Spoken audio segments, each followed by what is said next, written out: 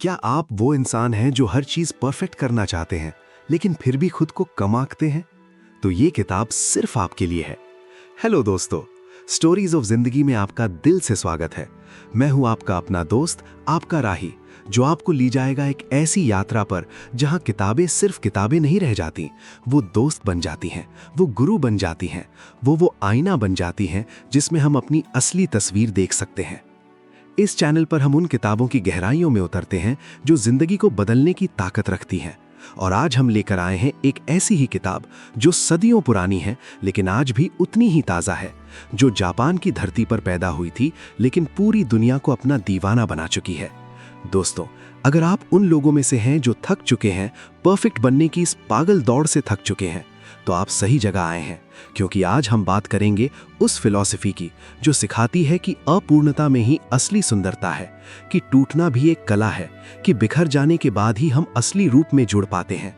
तो चैनल को सब्सक्राइब करना मत भूलिएगा, क्योंकि ये सिर्फ एक समरी नहीं है, ये एक अनुभव है।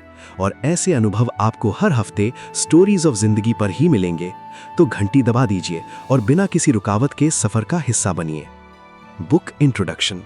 आज की हमारी किताब है वाबी साबी। लेखिका है बेथ कैम्पटन, एक ऐसी लेखिका जिन्होंने जापान की संस्कृति में गहरे उतरकर इस फिलॉसफी को समझा, जिया और फिर इसे दुनिया के सामने ऐसे रखा कि लाखों लोगों की जिंदगी बदल गई। दोस्तों, अगर आप उन लोगों में से हैं जो थक चुके हैं, परफेक्ट बनने की इस पागल दौड़ से थक चुके हैं, तो आप सही जगह आए हैं, क्योंकि आज हम बात करेंगे उस फिलॉसफी की जो सिखाती है कि अपूर्णता में ही असली सुंदरता है, कि टूटना भी एक कला है, कि बिखर जाने के बाद ही हम असली रूप में जुड़ पाते हैं। तो चैनल को सब्सक्राइब करना मत भूलिएगा, क्योंकि ये सिर्फ एक समरी नहीं है, ये एक अनुभव है। और ऐसे अनुभव आपको हर हफ्ते स्टोरीज ऑफ जिंदगी पर ही मिलेंगे। तो घंटी दबा दीजिए और बिना किसी रुकावट के सफर का हिस्सा बनिए। चैप्टर 1, परफेक्ट का भ्रम। जरा एक कहानी सुनिए। अपना नाम है आरव, 32 साल का, एक मल्टीनेशनल कंपनी में मार्केटिंग मैनेजर। दिखने में परफेक्ट लाइफ, अच्छी सैलरी, अच्छा अपार्टमेंट, एक बढ़िया सी गाड़ी। इंस्टाग्राम पर उसकी तस्वीरें देखो तो लगेगा कि इस आदमी को जिंदगी ने सब कुछ दे दिया है। कैफे में लैपटॉप के साथ काम करता हुआ, जिम में पसीना बहाता हुआ, ट्रैवल फोटोज, फैमिली डिनर, सब कुछ परफेक्ट। पर आरव सुबह उठता है तो सबसे पहली चीज जो महसूस करता है वो है खालीपन।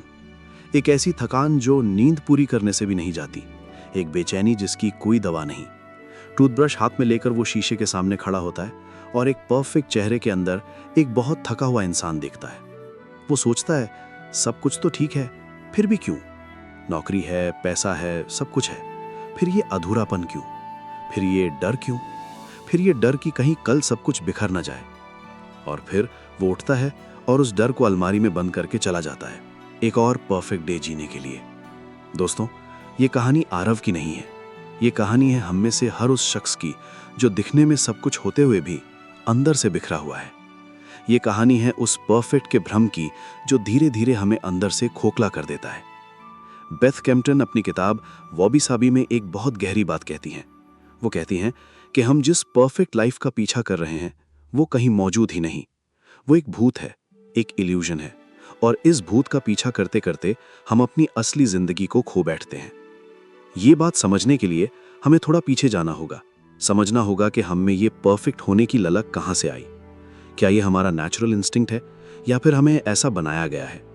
सोचिए, जब आप छोटे थे, 5 साल 7 साल के, क्या आपको तब परवाह थी कि आप परफेक्ट हैं या नहीं? जब आप मिट्टी में खेल रहे थे, जब आप बारिश में भीग रहे थे, जब आप होमवर्क नहीं कर पाए तो डांट खा रहे थे, क्या आप तब अपने आप को कम समझते थे? बिल्कुल नहीं। एक बच्चा, भले ही वो गंदा हो, भले ही उसकी ड्राइंग टेढ़ी मेढ़ी हो, भले ही उसने अक्षर सही न लिखे हों, वो खुद से प्यार करता है, वो अपने आप में पूरा है। उसे किसी से अप्रूवल नहीं चाहिए कि वो ठीक है या गलत। तो फिर क्या हुआ? कब हुआ वो मोड़ जब हम खुद से प्यार करना भूल गए? कब हुआ जब हमें सिखाया गया कि अगर हम परफेक्ट नहीं हैं तो हम कम हैं? बेथ कैम्पटन लिखती हैं, ये स्कूल में शुरू होता है, जब हमें अंक मिलते हैं, जब 99 पर भी कहा जाता है कि 1 नंबर और ला सकते थे, जब गलतियों को पनिशमेंट मिलता है और सही को रिवॉर्ड, जब हम देखते हैं कि अगर हम परफेक्ट नहीं हैं तो नंबर कम आते हैं, और अगर नंबर कम आते हैं तो माता पिता के चेहरे पर वो निराशा। फिर स्कूल खत्म होता है और शुरू होता है कॉलेज, जहां कंपटीशन और भी तेज हो जाता है। प्लेसमेंट, पैकेज, कौन सी कंपनी, कितनी सैलरी, फिर शादी, सही लड़का, सही लड़की, सही फैमिली, सही डेट, सही ड्रेस, सही बारात, फिर बच्चे, सही स्कूल, सही ग्रेड, सही एक्स्ट्रा करिकुलर्स, और ये चक्र चलता रहता है, कभी ना खत्म होने वाली रेस। पर दोस्तों, यहाँ सबसे खतरनाक मोड़ तब आता है जब ये बाहरी एक्सपेक्टेशन हमारे अंदर की आवाज़ बन जाती है। मतलब पहले हम परफेक्ट बनते थे क्योंकि माँ पिताजी चाहते थे, क्योंकि टीचर चाहता था, क्योंकि समाज चाहता था, लेकिन धीरे धीरे हम वो आवाज़ बन जाते हैं। अब कोई बाहर से कुछ नहीं कह रहा, लेकिन हम खुद ही कहने लगते हैं, ये ठीक नहीं है, थोड़ा और कर सकते थे, इसमें कमी है, दूसरे बेहतर हैं। ये वो स्थिति है जिसे बेथ कैम्पटन कहती हैं the prison of perfection, perfect का कारागार। और इस कारागार में सबसे दर्दनाक बात क्या है जानते हैं? कि हम कभी परफेक्ट होते ही नहीं, कभी नहीं। हाँ, हो सकता है कभी एक दिन ऐसा आए जब सब कुछ परफेक्टली अलाइंड हो, काम में सफलता, घर में खुशियाँ, सेहत अच्छी, लेकिन वो दिन अगले दिन खत्म हो जाता है। एक नई चुनौती आती है, एक नया प्रॉब्लम, और फिर वही चक्र, और मेहनत, और प्रेशर, और एंजाइटी। बेथ कैम्पटन एक उदाहरण देती हैं। वो कहती हैं, परफेक्ट को पाने की कोशिश करना उस सांप के जैसा है जो अपनी ही दुम को पकड़ने की कोशिश में चक्कर खाता रहे। जितना वो अपनी दुम के करीब जाता है, उतनी दुम दूर होती जाती है। वो पहुंचता नहीं, बस थकता है। दोस्तों, इस चक्र में एक और बहुत बड़ा नुकसान होता है, हम जीना भूल जाते हैं। जरा सोचिए, जब आप अगली बार किसी पार्टी में जाएंगे तो सबसे पहले आप क्या करेंगे? आप अपने फोन निकालेंगे, फोटो लेंगे, उसे एडिट करेंगे, ऐसा फिल्टर लगाएंगे कि रंग चमक उठे, और फिर लगाएंगे इंस्टाग्राम पर। इसलिए नहीं कि आप उस पल को याद रखना चाहते हैं, बल्कि इसलिए कि लोग देखें कि आपका जीवन कितना परफेक्ट है। पर असली पल तो बीत गया। वो हंसी जो फोटो खींचने के बाद आनी थी, वो किस्सा जो दोस्तों के बीच बताना था, वो गले मिलना जो कैमरे के बाहर था, वो सब खो गया। क्योंकि हम परफेक्ट दिखने में इतने व्यस्त हो गए कि असली जीना ही भूल गए। बेथ कैम्पटन इसी पर कहती हैं, हम सोशल मीडिया पर वो जिंदगी जी रहे हैं जो हम चाहते हैं कि हमारी हो, जबकि असल जिंदगी उससे बिल्कुल अलग है। और इस अंतर को पाटने की कोशिश में हम दिन ब दिन थकते जा रहे हैं। अब यहां एक और बहुत गहरा सवाल आता है, कि हम परफेक्ट नहीं हो सकते? क्या हम परफेक्ट होने की कोशिश ही ना करें? बेथ कैम्पटन का जवाब है, बिल्कुल नहीं। और यहां वो वाबी साबी की पहली सबसे बड़ी सीख देती हैं। वो कहती हैं, परफेक्ट होने की कोशिश बंद मत करो। समझो कि परफेक्ट कोई डेस्टिनेशन नहीं है और ना ही कोई रिक्वायरमेंट है। तुम परफेक्ट हो तो भी ठीक, नहीं हो तो भी ठीक, क्योंकि तुम्हारी कीमत तुम्हारे परफेक्ट होने या ना होने से नहीं मापी जाती। ये उतना ही अपसर्ड है जितना कि एक फूल से कहो तुम 5 पत्तियों वाले क्यों हो, 4 वाले बेहतर होते, या एक पेड़ से कहो तुम टेढ़े क्यों हो, सीधे वाले पेड़ ज्यादा सुंदर है। प्रकृति में हर चीज अपूर्ण है, हर पत्ती में छेद है, हर पत्थर में दरार है, हर फूल कभी मुरझा जाता है, और इस अपूर्णता में ही प्रकृति की सबसे बड़ी सुंदरता है। तो फिर हम इंसान ही क्यों इस परफेक्ट के पीछे पागल हो रहे हैं? बेथ कैम्पटन कहती हैं, क्योंकि हम भूल गए हैं कि हम भी प्रकृति का हिस्सा है। हमने खुद को प्रकृति से अलग कर लिया है। हम सोचते हैं हम मशीन हैं जिन्हें हर समय सही चलना है, बिना किसी गलती के, बिना किसी रुकावट के। लेकिन हम मशीन नहीं हैं, हम इंसान हैं। और इंसान होने का मतलब है गलतियां करना, टूटना, बिखरना, और फिर खुद को फिर से जोड़ना, इस बार थोड़ा और समझदारी से।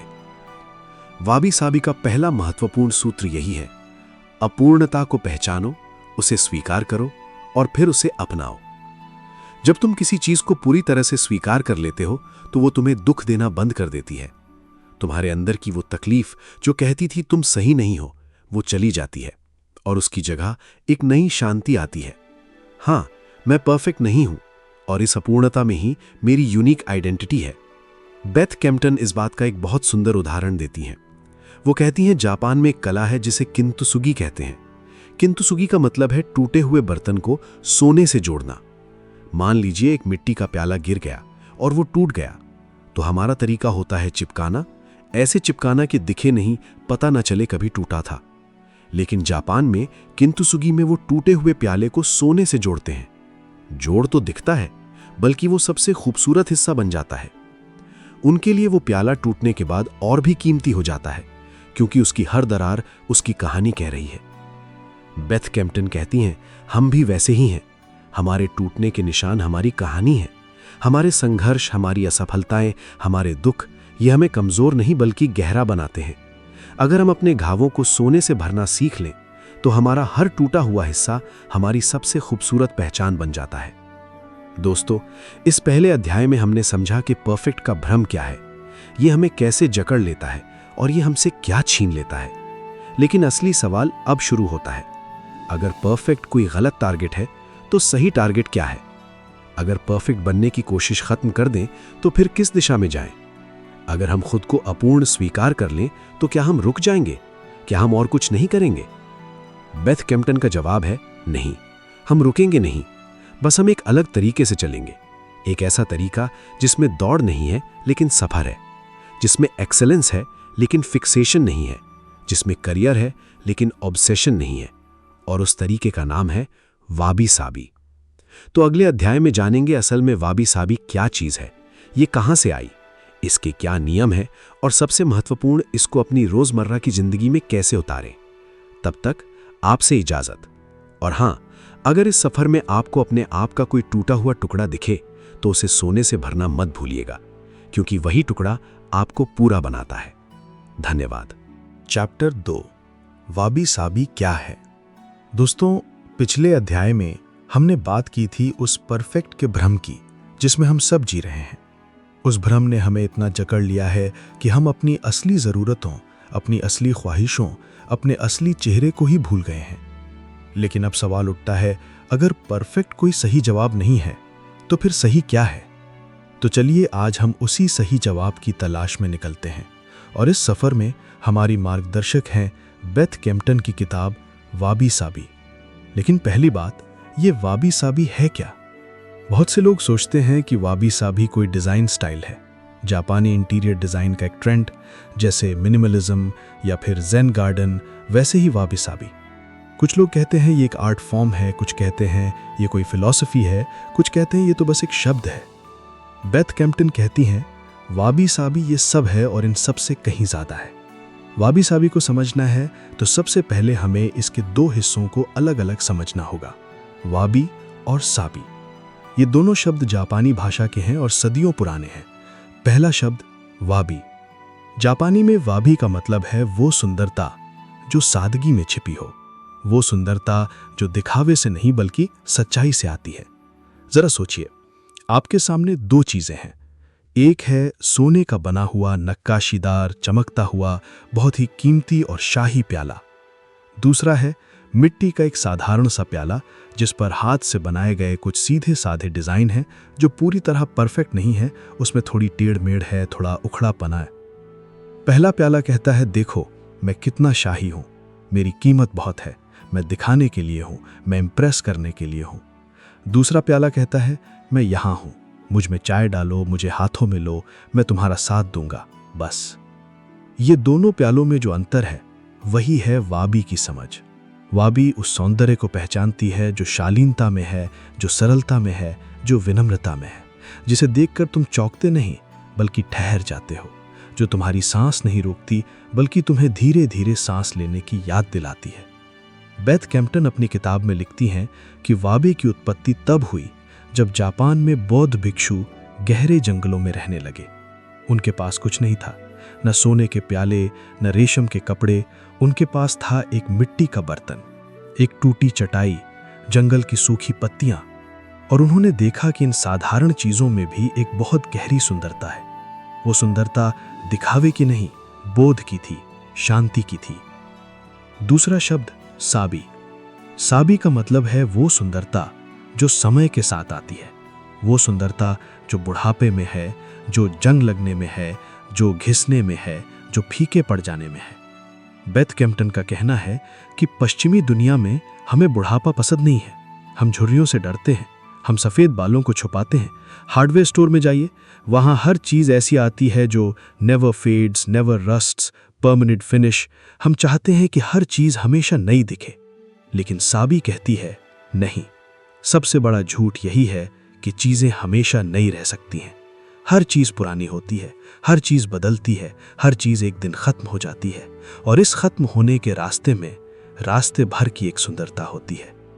एक पुरानी दीवार जिस पर सालों की धूल जमी है, जिसमें दरारें पड़ गई हैं, जिस पर लताएं चढ़ गई हैं, वो नई दीवार से ज़्यादा कहानी कहती है।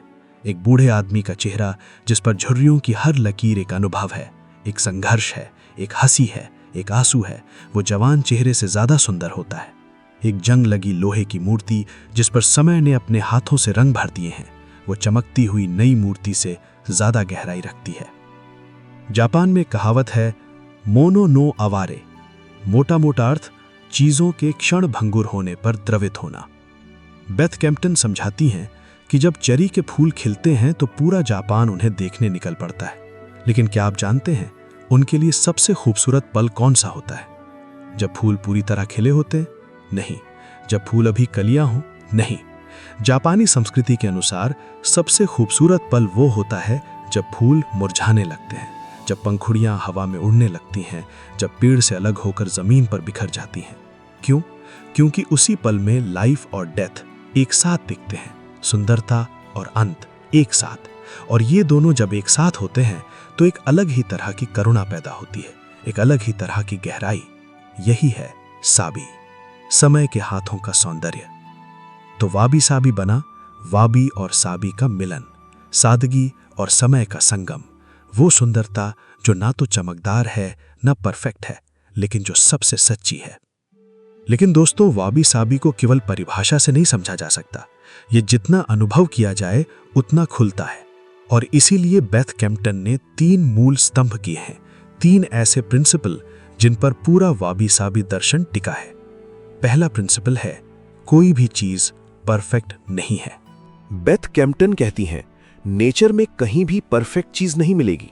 हर पत्ता अलग है, हर बादल अलग है, हर पत्थर अलग है, उनके बीच कंपैरिजन संभव ही नहीं है। तो फिर हम इंसान ही क्यों अपने आप को दूसरों से तौल रहे हैं? बेथ बताती हैं, क्योंकि हम भूल गए हैं कि अपूर्णता ही हमें इंसान बनाती है। अगर सब परफेक्ट होते तो दुनिया में कोई कहानी नहीं होती, कोई संघर्ष नहीं होता, कोई ग्रोथ नहीं होती और कोई ब्यूटी भी नहीं होती। दूसरा प्रिंसिपल, कोई भी चीज स्थायी नहीं है। हर चीज बदलती है, हर रिश्ता बदलता है, हर भावना बदलती है, हर सुबह से शाम होती है, हर जवानी से बुढ़ापा। बेथ कैम्पटन कहती हैं कि ये जानना हमें उदास नहीं करना चाहिए, बल्कि ये हमें आज़ाद करना चाहिए। क्योंकि जब हमें पता है कि हर दर्द खत्म होगा तो हम उस दर्द में ज़्यादा देर चिपके नहीं रहते, और जब हमें पता है कि हर खुशी खत्म होगी तो हम उस खुशी को ज़्यादा गहराई से जीते हैं।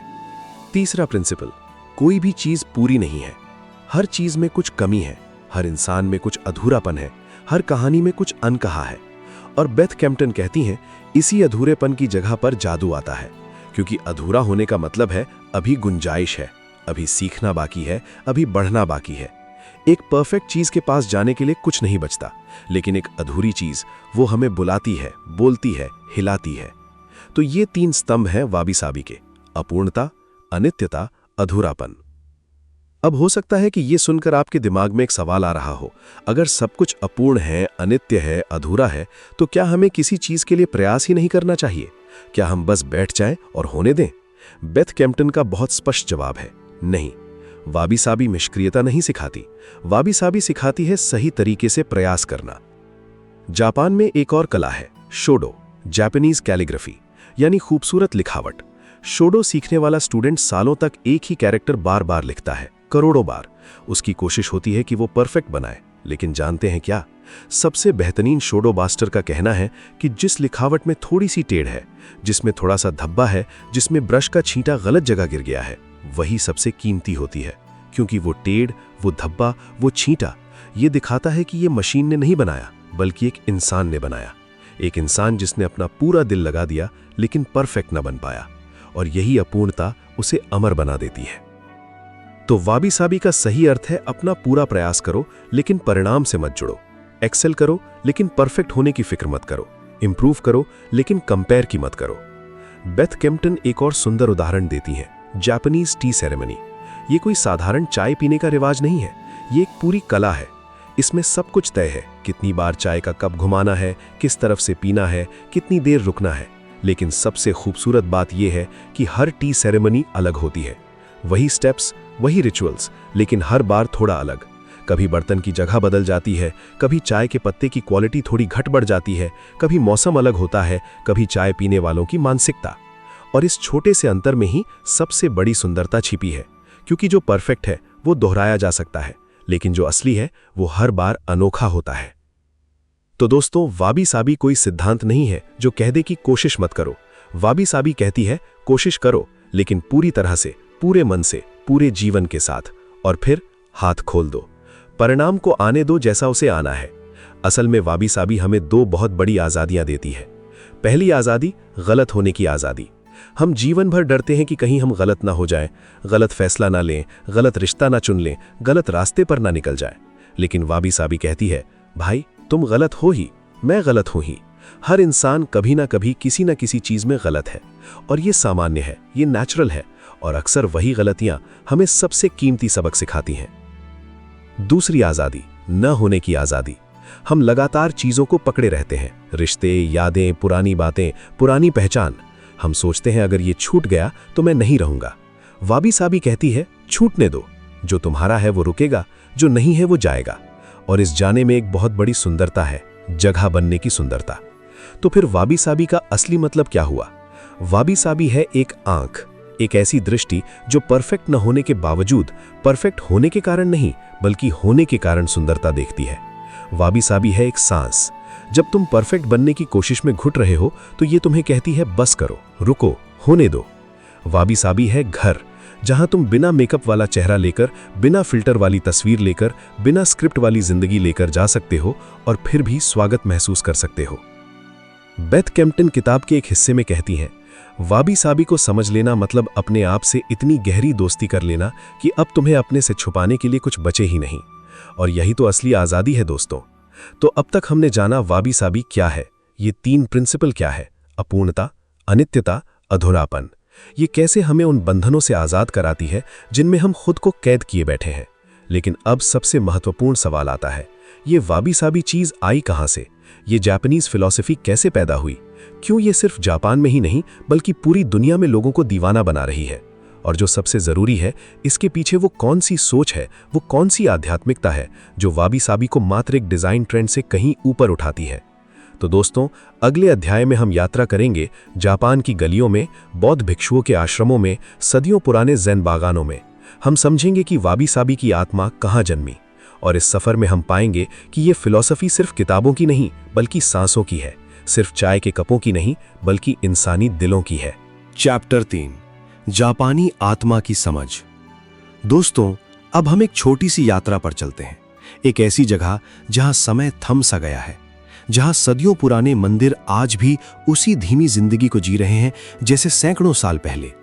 जापान, वो देश जहां सूरज पहले उगता है, लेकिन जहां लोग सबसे नई टेक्नोलॉजी के साथ साथ सबसे पुरानी आध्यात्मिक परंपराओं को भी संजोए बैठे हैं। बेथ कैम्पटन ने किताब में एक बात लिखी है कि वाबी साबी को समझने के लिए जापान का दौरा करना जरूरी नहीं है, लेकिन जापान की आत्मा को जानना जरूरी है। तो चलिए जानते हैं उस आत्मा को। वाबी साबी का जन्म कैसे हुआ? इसके लिए हमें लगभग 800 साल पीछे जाना होगा। उस समय जापान में एक नया आंदोलन उठ रहा था, ज़ेन बौद्ध धर्म। ज़ेन बौद्ध धर्म सिखाता है कि सच्चाई शास्त्रों में नहीं, लिखी हुई बातों में नहीं, बल्कि अपने अनुभव में है। ज़ेन का मानना है कि अगर तुम सच में कुछ जानना चाहते हो तो उसे पढ़ो मत, उसे जियो। ज़ेन भिक्षु जंगलों में चले गए। उनका जीवन बहुत सादा था, एक झोपड़ी, एक चटाई, एक मिट्टी का बर्तन, एक कंबल। उनके पास कुछ नहीं था, लेकिन उनके पास वो सब कुछ था जो असल में मायने रखता है, शांति, स्वीकारोक्ति, गहरा जुड़ाव। उन भिक्षुओं ने देखा कि जब तुम्हारे पास कम होता है तो तुम हर चीज को अधिक गहराई से अनुभव करते हो। एक कटोरी चावल स्वर्ग जैसा लगता है, बारिश की एक बूंद पूरी दुनिया जैसी, चाय की एक घूंट जीवन जैसी। ये ज़ेन भिक्षु ही थे जिन्होंने वाबी और साबी के बीज बोए। उन्होंने शुरू किया सादगी में सुंदरता देखना, समय के घावों में गहराई पहचानना। उनका यही नजरिया फैला, पनपा और सदियों में पूरी जापानी संस्कृति में घुल मिल गया। बेथ कैम्पटन कहती हैं, जापानी संस्कृति के कई पहलू ऐसे हैं जो बिना वाबी साबी को जाने अधूरे रह जाते हैं। जैसे चाय समारोह, सिर्फ चाय पीना नहीं, चाय समारोह में सब कुछ एक विधि है, एक ध्यान है। बर्तन चुनने से लेकर उसे गर्म करने, चाय के पत्तों को मापने, पानी डालने और फिर चाय को पीने तक, हर क्रिया अवेयरनेस से रही है। और इस समारोह का सबसे खूबसूरत हिस्सा क्या है जानते हैं? चाय के कटोरे। चाय समारोह के लिए बनाए गए कटोरे जानबूझकर परफेक्ट नहीं होते। उनमें गड्ढे होते हैं, धब्बे होते हैं, किनारे टेढ़े होते हैं, क्योंकि कटोरे की जरूरत होती है हाथों में। एक परफेक्ट कटोरा कड़ा, ठंडा, दूर सा होता है, लेकिन ये अपूर्ण कटोरे, ये तुम्हें बुलाते हैं, तुम्हारे हाथों से चिपक जाते हैं, तुम्हारे होठों को गर्म करते हैं। ये कटोरे जीते हैं, और यही वाबी साबी का खेल है। दूसरा उदाहरण, जापानी कविता हाइकू। हाइकू 3 लाइन की बहुत छोटी कविता होती है। पहली लाइन 5 सिलेबल, दूसरी 7 सिलेबल, तीसरी 5 सिलेबल। इतनी छोटी, लेकिन इतनी छोटी कविता में पूरा ब्रह्मांड भर देते हैं जापानी कवि। एक पत्ती का गिरना, पानी की बूंद का टपकना, बूढ़े आदमी की सांस, इन छोटी छोटी अधूरी सी दिखने वाली बातों में कवि पूरे जीवन को समेट देता है। यही तो वाबी साबी है, छोटे में बड़ा देखना, अधूरे में पूरा। एक प्रसिद्ध हाइकू है, पुराना तालाब, मेंढक छलांग लगाता है, पानी की आवाज। बहुत साधारण सी लगती है ना, पुराना तालाब, एक मेंढक, पानी की आवाज। लेकिन जापानी कवि इसी में समय, स्पेस, साइलेंस, मूवमेंट, साउंड सब कुछ भर देते हैं, और कविता के बाद बचता है एक गहरा सन्नाटा, एक वाबी साबी सन्नाटा। बेथ कैम्पटन कहती हैं, जापानी आर्ट, कविता, क्राफ्ट, हर चीज में वाबी साबी की गंध है, क्योंकि जापानियों के लिए ये कोई फिलॉसफी नहीं है जो रोज सुबह उठकर पढ़ी जाए। ये हवा की तरह है, बिना बताए आती है, बिना समझाए समझ आ जाती है। लेकिन इस जापानी आत्मा को जन्म किसने दिया? बेथ कैम्पटन उस एक नाम का जिक्र करती हैं, एक सन्यासी का नाम, योसा बुसोन। बुसोन 18वीं सदी के कवि और चित्रकार थे, लेकिन सबसे खास बात, वो एक भिक्षु थे। उनका जीवन बहुत सादा था। वो गांव-गांव घूमते थे, उनके पास कुछ नहीं था, लेकिन उनकी निगाह में दुनिया अनमोल थी। उन्होंने अपनी कविताओं और चित्रों में ठीक वही दिखाया जो अक्सर लोग देखना भूल जाते हैं। एक बार बुसोन ने एक चित्र बनाया, खेत में काम करता हुआ एक बूढ़ा किसान, झुकी हुई पीठ, मिट्टी से सने हाथ, थके हुए चेहरे पर एक हल्की सी मुस्कान। उस चित्र को देखकर लोगों ने कहा, यह तो बहुत साधारण है, एक बूढ़ा किसान, इसमें खूबसूरती क्या है? बुसोन ने मुस्कुराकर कहा, तुम साधारण कहते हो, मैं असली कहता हूं। तुम कमजोर कहते हो, मैं मजबूत कहता हूं। तुम गंदा कहते हो, मैं जीवन कहता हूं। वाबी साबी के जन्म की यही कहानी है, असली को देखने की हिम्मत, साधारण को महसूस करने का साहस, अपूर्ण को अपनाने का दिल। जापानी संस्कृति में एक और बहुत गहरी चीज है, अवारे। अवारे का अर्थ है चीजों के बीच जाने पर द्रवित होना। जब तुम एक बूढ़े इंसान को देखते हो और तुम्हारी आंखों में उसके जीवन की पूरी तस्वीर आ जाती है, ये अवारे है। जब तुम अपने बचपन के खिलौने को पुराना टूटा हुआ देखते हो और तुम्हारा दिल भर आता है, ये अवारे है। जब तुम चाय के प्याले में से चाय खत्म होने के बाद उस अंतिम बूंद को देखते हो, ये अवारे है। जापानी कहते हैं कि यही अवारे ही मनुष्य को मनुष्य बनाता है, क्योंकि यही द्रवित होना ही हमें याद दिलाता है, हम सब एक हैं, सब एक ही नदी में बह रहे हैं, सब एक दिन खत्म होंगे, और इसी खत्म होने के डर के बीच हम मिलते हैं, प्यार करते हैं, जीते हैं। बेथ कैम्पटन कहती हैं, यही अवारे वाबी साबी का हृदय है, यही करुणा, यही संवेदनशीलता, यही नाजुकता जो हमें सिखाती है कि हर पल बहुमूल्य है। इसलिए उसे परफेक्ट बनाने की कोशिश मत करो, बस उसे जियो पूरी तरह से, गलतियों सहित, टूटन के बावजूद, अधूरेपन के साथ भी। दोस्तों, कभी आपने सोचा है कि हम इंसान ही क्यों इतना टाइम परफेक्ट दिखने में लगाते हैं, जबकि दुनिया की हर खूबसूरत चीज बिल्कुल परफेक्ट नहीं होती। एक बादल कभी परफेक्ट नहीं होता, बस बहता रहता है। एक नदी कभी परफेक्ट नहीं होती, बस बहती रहती है। हवा कभी परफेक्ट नहीं होती, बस सांस लेती रहती है, और इसी में उसकी खूबसूरती है। तो फिर हम इंसान, हम क्यों रोएं, क्यों तनाव लें, क्यों चिंता करें? हमें भी तो बस बहना है, समय के साथ, दूसरों के साथ, अपने टूटे हुए, जुड़ते हुए, फिर टूटते हुए दिल के साथ। बेथ कैम्पटन लिखती हैं, जब मैं जापान में रहती थी तो एक बूढ़ी औरत से मेरी मुलाकात हुई। उसकी उम्र लगभग 85 साल थी। चेहरे पर झुर्रियां थीं, हाथ कांपते थे, लेकिन उसकी आंखों में एक चमक थी जो मैंने कभी नहीं देखी। मैंने उससे पूछा, आप इतनी शांत कैसे हैं? उस बूढ़ी औरत ने मेरी तरफ देखा, धीरे से मुस्कुराई और बोली, बेटा, जब तुम चीज़ों को पकड़ना छोड़ देते हो तो चीज़ें तुम्हें पकड़ लेती हैं। जब दिखावा छोड़ देते हो तो असली आ जाता है। जब परफेक्ट बनना छोड़ देते हो तो बनने लगते हो परफेक्ट से भी ज़्यादा खूबसूरत। बस होना। दोस्तों, यही है जापानी आत्मा की समझ, यही है वाबी साबी का जन्म। एक ऐसी दृष्टि जो साधारण में असाधारण देखती है, एक ऐसा दिल जो टूटन में पूरापन देखता है, एक ऐसी सांस जो हर पल को आखिरी पल की तरह जीती है। तो अब हम जान गए वाबी साबी कहाँ से आई, पर अब बड़ा सवाल ये है कि ये हमारी जिंदगी में कहाँ फिट बैठती है। जब हम सुबह उठते हैं, ऑफिस जाते हैं, बच्चों को स्कूल छोड़ते हैं, बिल्स भरते हैं, रिश्ते निभाते हैं, तब वाबी साबी कहाँ है? क्या ये सिर्फ म्यूजियम की कला है? क्या ये सिर्फ कविताओं की बात है? या फिर ये हमारे रोज के जीवन का हिस्सा बन सकती है? अगले अध्याय में हम सीखेंगे बिखराव में छिपी खूबसूरती को पहचानना, कैसे दरारें हमें फोड़ सकती हैं, कैसे टूटना फिर से जुड़ने का पहला कदम है। क्योंकि वाबी साबी की सबसे बड़ी सीख है, तुम जितना बिखरोगे उतना बिखरने दो, क्योंकि बिखराव के बाद ही वो जगह बनती है जहां नया निर्माण होता है, और वो निर्माण तुम्हारी पुरानी पहचान से कहीं अधिक सुंदर होता है। तो चलिए तैयार हो जाइए, थोड़ा टूटने के लिए, थोड़ा बिखरने के लिए, क्योंकि वहीं पर छिपी है असली वाबी साबी। चैप्टर 4, बिखराव में छिपी खूबसूरती। दोस्तों, जरा अपने आसपास देखिए, आपके घर में क्या क्या पुराना है? कोई पीला पड़ा फोटो एल्बम, कोई फटा गमला, दादी की वो चुन्नी जो कई जगह से फटी है लेकिन फिर भी संजो कर रखी है। आप उन चीजों को फेंक क्यों नहीं देते? क्योंकि उनमें कुछ है। वो सिर्फ चीज नहीं है, वो कहानी है, वो समय का हाथ है। बेथ केम्पटन कहती हैं, यही वो पल है जहां वाबी साबी छुपी होती है। दुनिया में एक बहुत बड़ा झूठ फैला है, सुंदर वही है जो नया है, चमकता है, परफेक्ट दिखता है। लेकिन वाबी साबी ये झूठ तोड़ती है। एक पुरानी दीवार जिसमें दरारें हैं, जिस पर काई चढ़ गई है, वो नई दीवार से ज्यादा कहानी कहती है। एक बूढ़े का चेहरा जिस पर झुर्रियों की हर लकीर एक अनुभव है, वो जवान चेहरे से ज्यादा गहराई रखता है। इन चीजों में समय है, और समय सबसे बड़ा कलाकार है। जापानी बागान देखे हैं? वहां जानबूझकर चीजों को परफेक्ट नहीं रखा जाता। पेड़ थोड़े टेढ़े मेढ़े, पत्थरों पर काई उगी हुई, पानी को बहने दिया गया। ये बागान सिखाते हैं, प्रकृति से लड़ो मत, उसके साथ चलो।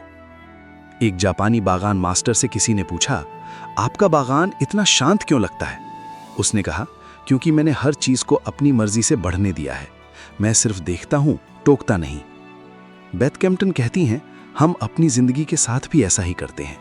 हर चीज को नियंत्रित करना चाहते हैं, पर जीवन अनियंत्रित है। तो क्या करें? स्वीकारो, अपनाओ, और फिर उसी अपनाए हुए बिखराव में नया निर्माण करो।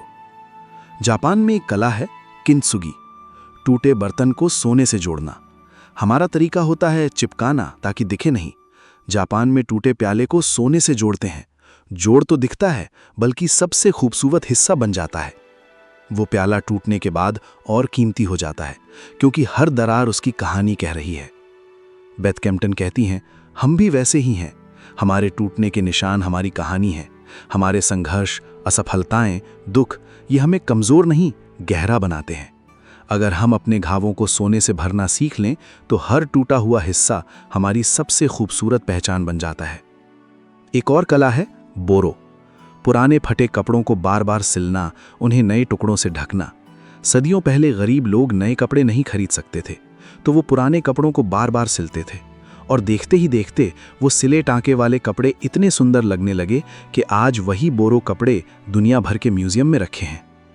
हम भी बोरो की तरह हैं, टूटते हैं, फिर सिलते हैं, बिखरते हैं, फिर जुड़ते हैं, और इस प्रोसेस में जितने निशान बनते हैं, हम उतने ही कीमती होते जाते हैं।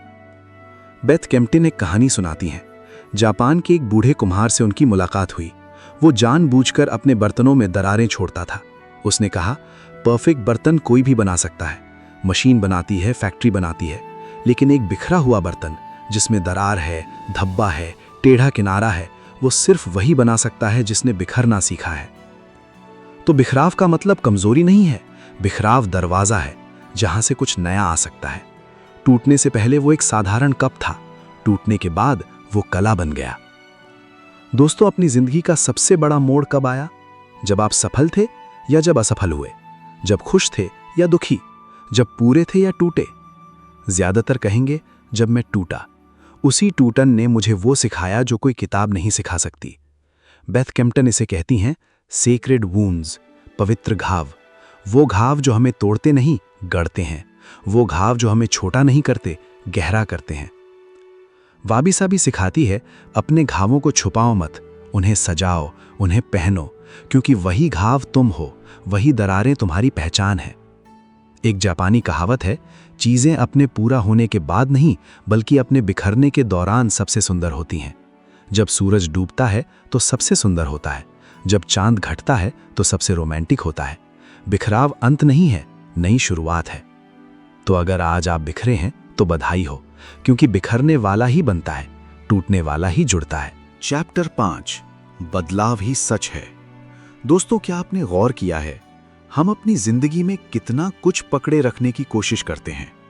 पुरानी यादें, खत्म हो चुके रिश्ते, पुरानी पहचान, पुराने गुस्से, सब कुछ पकड़े रहते हैं। बेथ कैम्पटन कहती हैं, ये पकड़ना ही हमारे दुख की जड़ है। वाबी साबी का दूसरा सबसे बड़ा सूत्र, सब कुछ बदलता है, हर चीज खत्म होती है, और यही खत्म होना नई शुरुआत का दरवाजा है। जापानी में शब्द है मूजो, अनित्यता। बुद्ध ने कहा था, सब बदलता है, इसीलिए जुड़ाव ही दुख का कारण है। लेकिन गलतफहमी ये है, लोग समझते हैं कि बौद्ध दर्शन कहता है किसी चीज से प्यार मत करो क्योंकि वो खत्म हो जाएगी। बिल्कुल गलत। वाबी साबी कहती है, हां, सब बदलेगा, इसीलिए अभी जियो, पूरे दिल से जियो, क्योंकि बाद में मौका ना मिले। बदलाव का डर हमें जीने से रोकता है। हम सोचते हैं, अगर ये रिश्ता टूट गया तो? इस डर में हम रिश्ते में पूरे नहीं उतरते। वाबी साबी कहती है, टूटेगा तो टूटने दो, कम से कम जब था तब पूरा जिया। बेथ कैम्पटन एक कहानी सुनाती हैं। एक योद्धा को बुढ़ापे का डर था। वो ज़ेन मास्टर के पास गया, बोला, मुझे जवानी खोने का डर है। मास्टर ने कहा, अगर बुढ़ापे का डर है तो जवान ही मर जाओ।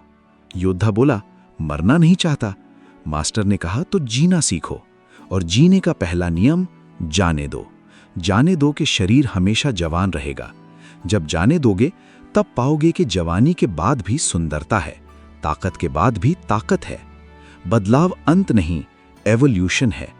पत्ते गिरते हैं पर पेड़ नहीं मरता। नदी सूखती है पर बारिश आती है। तितली का जीवन छोटा है पर वो पूरा आकाश उड़ लेती है। बेथ कैम्पटन मृत्यु ध्यान की बात करती हैं। जापान में लोग अपनी मृत्यु पर ध्यान लगाते हैं, सोचते हैं, अगर आज रात मर गया तो कैसा रहेगा। ये सोचना डराता नहीं, जगाता है। समझ आता है कि मरने से पहले जीना है, असली में जीना है। वाबी साबी कहती है, मरने से मत डरो, इस डर में जीने से मत चूको। बहुत से लोग कहते हैं, मुझे बदलाव पसंद नहीं, मुझे रूटीन चाहिए। पर तुम रूटीन से भी बदल रहे हो। हर दिन थोड़े नए हो, चिपको मत, बहलाने दो। जापान के कागोशीमा में ज्वालामुखी रेत उगलता है। वहां के लोग रेत हटाते नहीं, उसके साथ जीना सीख लेते हैं। रेत से रास्ते बना लेते हैं, घर बना लेते हैं। वाबी साबी का तरीका, जो आ रहा है आने दो, जो जा रहा है जाने दो, तुम बीच में अपना रास्ता ढूंढो। सोचिए, अगर दुनिया स्थिर होती, कुछ नहीं बदलता, तो क्या होता? बोरियत, कोई चुनौती नहीं, कोई सीख नहीं। बदलाव इसलिए है कि हर सुबह नई है, हर दिन कुछ नया सीखने को है। बेथ कैम्पटन लिखती हैं, अनित्य को अपनाना ही जीवन का एकमात्र स्थायी सत्य है। जब ये समझ जाते हो, शरीर बूढ़ा होगा, रिश्ते खत्म होंगे, पहचान बदलेगी, तब शांति मिलती है, जाने देने की शांति। अब हर चीज हल्के हाथों पकड़ते हो, पूरा प्यार देते हो पर उम्मीदें नहीं लगाते, पूरा जीवन जीते हो पर जकड़ते नहीं। वाबी साबी बदलाव को दोस्त बनाना सिखाती है। उससे बात करो, उसके साथ नाचो, उसके साथ बढ़ो, क्योंकि बदलाव ही सबसे बड़ा गुरु है। एक ज़ेन मास्टर ने कहा, मैं किसी चीज से दुखी नहीं होता, क्योंकि मैं कुछ पकड़ता नहीं। जो आता है आने देता हूं, जो जाता है जाने देता हूं। बस इतना सा खेल। तो दोस्तों, बदलाव से लड़ो मत, बदलाव में तैरो, और याद रखो, जो बदलता है वही जीतता है, जो ठहर जाता है वही मर जाता है। चैप्टर 6, छोड़ना ही जीतना है। दोस्तों, हमने बदलाव को अपनाना सीखा, पर सबसे मुश्किल काम है छोड़ना। हम जानते हैं कि परफेक्ट का पीछा बेकार है, फिर भी करते हैं। हम जानते हैं कि बदलाव अपरिहार्य है, फिर भी उससे लड़ते हैं। क्यों? क्योंकि हमारा मन पकड़ने का आदी है। बेथ कैम्पटन लिखती हैं, लेटिंग गो वाबी साबी का सबसे कठिन और सबसे आवश्यक अभ्यास है। जापानी में शब्द है शाकन, जाने देना, हाथ खोल देना। जितना छोड़ोगे उतनी जगह बनेगी, उतना मिलोगे अपने आप से। छोड़ना मुश्किल क्यों? पहला, हम सोचते हैं अगर छोड़ दिया तो वो समय बर्बाद हो गया। गलत, वो समय गुरु था, सीख लो, बाकी छोड़ो। दूसरा, हम सोचते हैं छोड़ना विफलता है, पर सबसे बड़ी ताकत यही है, पहचान लो कब कुछ खत्म हो चुका और जाने देने का साहस रखो। तीसरा, छोड़ने के बाद खालीपन से डरते हैं, क्या होगा अगर कोई और दरवाजा ना खुला? वाबी साबी कहती है, जो दरवाजा बंद करते हो उसके बाद ही नया खुलता है। पुरानी पत्ती गिरे बिना नई नहीं आती। जापानी कहावत है, तेवो हानाते, हाथ खोलने से ही हाथ में कुछ आ सकता है। मुट्ठी बंद हो तो कुछ नहीं आ सकता, हाथ खुला हो तो जीवन कुछ रख सकता है। बेथ कैम्पटन एक मार्मिक कहानी सुनाती हैं। यूकी नाम की बूढ़ी औरत, उसके पति मर चुके, बच्चे शहर चले गए, उसके पास एक कमरा, एक बर्तन और एक टूटी गुड़िया थी। एक दिन बाढ़ आई, सब बह गया। लोगों ने कहा, तुम्हारा सब कुछ चला गया। यूकी ने आंसू पूछे और बोली, जो गया वो मेरा था ही नहीं, मैं यहां हूं, मेरी सांस यहां है, मेरी यादें यहां हैं, ये नहीं गया। यही वाबी साबी है, तुम वो नहीं हो जो तुम रखते हो, तुम वो हो जो तुम हो। बेथ कैम्पटन 3 प्रैक्टिकल तरीके बताती हैं। पहला, हर दिन एक चीज छोड़ो, एक पुराना कपड़ा, एक टूटा पेन। उसे छोड़ते वक्त कहो, तुमने अपना काम किया, अब तुम आजाद, मैं आजाद। दूसरा, कोई पुराना झगड़ा छोड़ो, किसी को माफ करो या कम से कम उसके बारे में सोचना छोड़ो, वो तुम्हारे दिमाग का किराया नहीं दे रहा। तीसरा, अपनी कोई पहचान छोड़ो, मैं ऐसा ही हूं, मुझसे ये नहीं होता, ये सिर्फ पुरानी रिकॉर्डिंग है, उसे मिटाओ। लोग पूछते हैं, क्या वाबी साबी सिखाती है कि लगाव ही ना रखें? नहीं, वाबी साबी सिखाती है सही लगाव, ऐसा लगाव जो बंधन न बने। जापानी शब्द है नोतोरी, तैरते रहना, जैसे पत्ता पानी पर तैरता है, न डूबता है न थामता है। ज़ेन मास्टर से पूछा, आप दुखी क्यों नहीं होते? बोले, मैं कुछ पकड़ता नहीं, आने देना जानता हूं, जाने देना जानता हूं। और ये कैसे सीखा? रोज अभ्यास से, रोज एक चीज छोड़कर। एक दिन देखोगे छोड़ना रुतबा बन गया है, रोना नहीं, नाचना। तो दोस्तों, आज से हल्के हो जाओ, उतारो वो बोझ जो तुम्हारा नहीं है, छोड़ो वो रिश्ते जो अब रिश्ते नहीं रहे, त्यागो वो आदतें जो तुम्हें घटा रही हैं। जब हल्के हो जाओगे तब उड़ोगे, और उड़ान का नाम होगा वाबी साबी। चैप्टर 7, रोजमर्रा में वाबी साबी। दोस्तों, अब वाबी साबी को सिद्धांत से उतारकर रोज की जिंदगी में लाते हैं, क्योंकि कोई दर्शन रसोई, ऑफिस, रिश्तों में न उतरे तो वो किताबों में कैद रह जाता है। सुबह से शुरू करते हैं, हम उठते ही फोन देखते हैं। वाबी साबी कहती है, धीमी सुबह, पहले 30 मिनट अपने को दो, बिना फोन के। चाय बनाओ, खिड़की खोलो, सूरज की पहली किरण महसूस करो। परफेक्ट होना जरूरी नहीं, चाय में थोड़ी ज्यादा चीनी भी हो तो भी सुबह सुंदर है। अपने कप को देखो, उसकी बनावट, रंग, कहीं दरार है तो? यही वाबी साबी है। दूसरा, माइंडफुल खाना। आजकल एक हाथ में फोन, दूसरे में चम्मच। वाबी साबी कहती है, जब खाओ केवल खाओ, हर निवाले को देखो, सूंघो, चखो। खाना सिर्फ खाना नहीं, धरती, पानी, धूप का उपहार है। तीसरा, अधूरा काम भी पूरा है। हम परफेक्ट के चक्कर में काम टालते हैं। वाबी साबी कहती है, अभी करो, शुरू करो, हर काम में कुछ अधूरा रहेगा, उसी अधूरेपन में तुम बढ़ते हो। चौथा, घर को वाबी साबी बनाओ, थोड़ा पुराना रखो, एक पुरानी कुर्सी, एक मुरझाया पौधा। पुराना होना गर्व की बात है, तुमने समय के साथ सफर किया है। पांचवा, एकाग्रता का अभ्यास। हर दिन 5 मिनट किसी एक चीज पर ध्यान लगाओ, एक पत्ता, दीवार की दरार, पानी की बूंद, हर छोटी चीज में ब्रह्मांड छुपा है। छठा, वाबी साबी वॉक। बिना मंजिल के चलो, रुको, एक पुरानी सीढ़ी देखो, एक सूखा पत्ता हवा में उड़ता देखो। जापान में इसे शिनरिन योको कहते हैं, बिना मंजिल का चलना। सातवां, काम से प्यार करो, उसे छोड़ना भी सीखो। अपना बेस्ट दो, फिर हाथ खोल दो। ईमेल में टाइपो रह जाए, प्रेजेंटेशन में स्लाइड अधूरी रहे, ठीक है, तुम मशीन नहीं हो। बेथ कैम्पटन का एक मजेदार किस्सा। उन्होंने टोक्यो की एक कंपनी में लेक्चर दिया। सीईओ ने कहा, हम परफेक्ट चाहते हैं। बेथ ने पूछा, सबसे क्रिएटिव कौन करता है? CEO, junior designer. बेथ, वो परफेक्ट है? सीईओ हंसा, नहीं, बहुत गलतियां करता है। बेथ, यही जवाब है। परफेक्ट लोग क्रिएटिव नहीं होते। क्रिएटिव लोग गलतियां करते हैं, बिखरते हैं, फिर जुड़ते हैं। यही वाबी साबी है। 8वां, रिश्तों में वाबी साबी। कोई रिश्ता परफेक्ट नहीं, गलतफहमियां हैं, अधूरी बातें हैं, यही रिश्ते को असली बनाता है। 9वां, सेल्फ कंपैशन। खुद से सख्त मत बनो। मैंने गलती की और वो ठीक है। मैं असफल रहा और मैं फिर भी बेहतर हूं। 10वां, हर शाम को वाबी साबी करो। दिन को देखो, उसकी अपूर्णताएं देखो, फिर उन्हें छोड़ दो। कल नया दिन है, अपूर्ण, अधूरा, अनित्य और इसीलिए सुंदर। बेथ कैम्पटन कहती हैं, वाबी साबी कोई बोझ नहीं, ये एक सांस है। जितना गहरा लोगे उतनी शांति मिलेगी। चैप्टर 8, प्रकृति सबसे बड़ी गुरु। दोस्तों, क्या कभी किसी पेड़ को परफेक्ट होने की कोशिश करते देखा? किसी नदी को गलत दिशा में बहने का डर? किसी चिड़िया को शीशे के सामने खड़े होकर ये सोचते हुए कि उसके पंख दूसरी चिड़िया से कम सुंदर हैं? नहीं, प्रकृति में कोई परफेक्शनिस्ट नहीं। प्रकृति बस है, और उसी बस होने में उसकी सबसे बड़ी सुंदरता है। बेथ कैम्पटन कहती हैं, वाबी साबी का सबसे सीधा रास्ता प्रकृति में जाना है। एक पत्ता लो, उसमें छेद हैं, सूखे किनारे, धब्बे, फिर भी वही पत्ता पेड़ की सजावट है। एक पत्थर लो, वो गोल नहीं, चिकना नहीं, उस पर काई है, दरारें हैं, फिर भी वही पत्थर बागान का राजा है। प्रकृति में हर चीज अपूर्ण है और इसीलिए परिपूर्ण। जापानी कवि मात्सुओ बाशो की प्रसिद्ध हाइकू, पुराना तालाब, मेंढक छलांग लगाता है, पानी की आवाज। बहुत साधारण तो, बस इतना सा दृश्य, लेकिन इसमें सब कुछ है। समय, सन्नाटा, हलचल, आवाज और फिर सन्नाटा।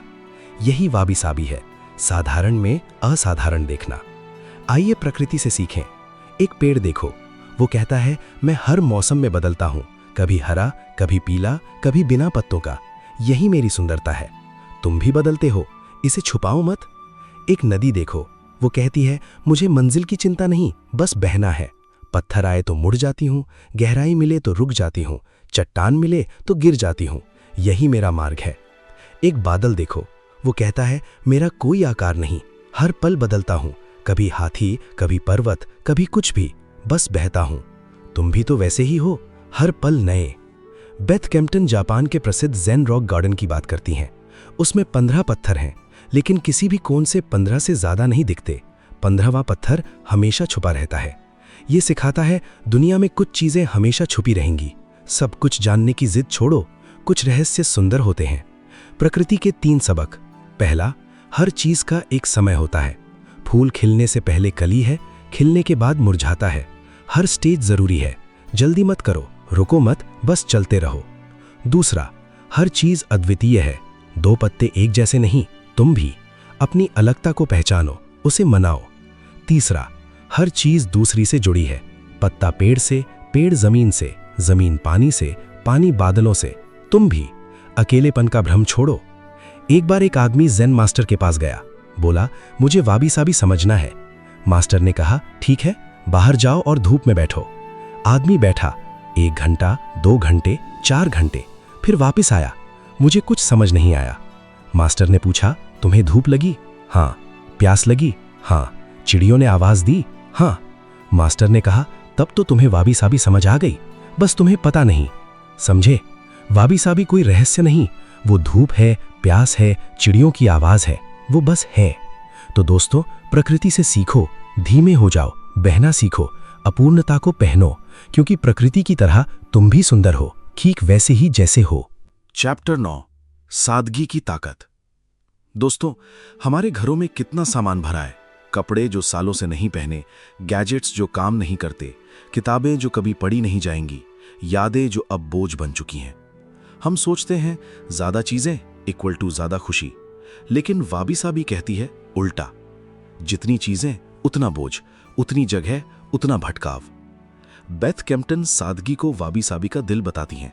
जापानी में इसे कांसो कहते हैं, मतलब जरूरी को रखना, बाकी को जाने देना। जापान के मंदिरों में जाओ, वहां फर्नीचर नहीं, सजावट नहीं, चीजें नहीं, बस खाली जगह, साफ फर्श, एक फूल, एक कप चाय। यही खानसो है, खालीपन ही सुंदरता है। बेथ कैम्पटन बताती हैं, जापानी घर बहुत छोटे होते हैं।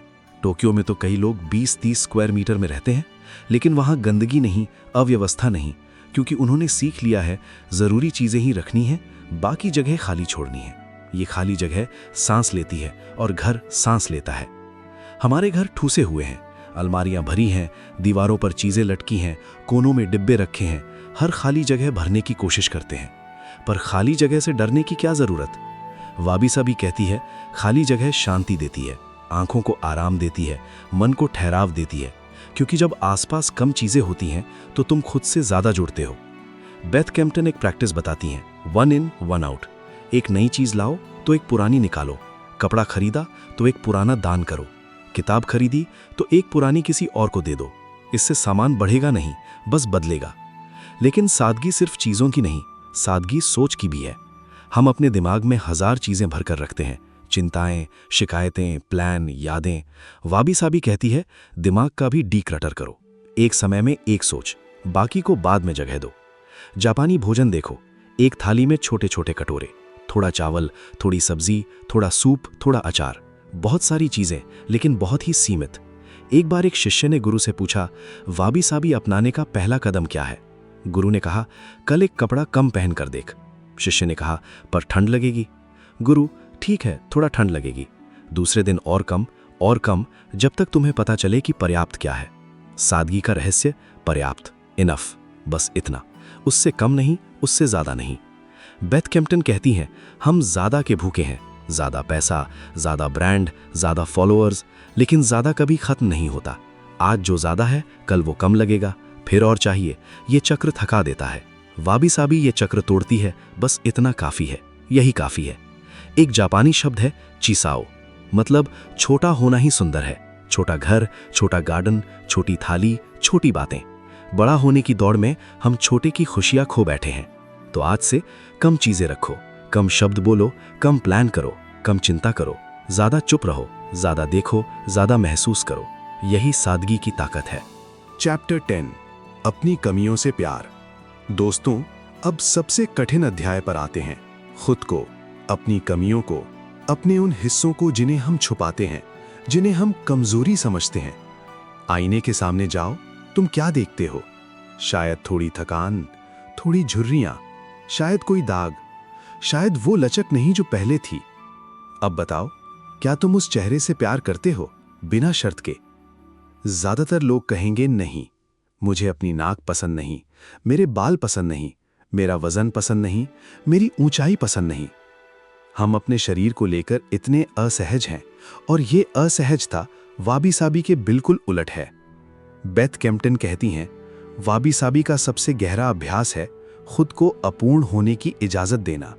सोचो, एक पेड़ अपनी टेढ़ी शाखा से शर्मिंदा नहीं होता, एक फूल अपनी असम्मित पंखुड़ियों से परेशान नहीं होता, एक नदी अपने मोड़ से दुखी नहीं होती, तो फिर तुम क्यों हो? जापानी बौद्ध धर्म में एक शिक्षा है, सोनो मामा, जैसे हो वैसे ही सही हो, बदलने की जरूरत नहीं, सुधारने की जरूरत नहीं, बस जैसे हो ठीक हो। बेथ कैम्पटन खुद की कहानी बताती हैं। वो लिखती हैं, मैं सालों अपने कद से परेशान रही। मुझे लगता था बहुत लंबी हूं, झुक कर चलती थी, छुपाने की कोशिश करती थी। फिर एक दिन जापान में एक बूढ़ी औरत ने मुझे देखा और कहा, तुम तो बांस की तरह हो, सीधी, लचीली, मजबूत। उस दिन बेथ ने अपने कद से प्यार करना सीखा। वो कहती हैं, हर कमी के पीछे एक ताकत छिपी है, तुम बस उसे पहचानो। वाबी साबी हमें सिखाती है, अपनी कमियों को सजाओ, उन्हें छुपाने की बजाय उन्हें पहनो। एक प्रैक्टिस, आज अपनी एक कमी लिखो, फिर उसके आगे लिखो, ये मुझे कैसे अनोखा बनाती है। उदाहरण, मैं बहुत बोलती हूँ, कमी, कमजोरी, या फिर यही मेरी ताकत है कि मैं लोगों से जुड़ती हूँ। मैं बहुत सोचता हूँ, कमी, या फिर यही मुझे गहरा बनाता है। बेथ कैम्पटन कहती हैं, हर कमी एक दरवाज़ा है।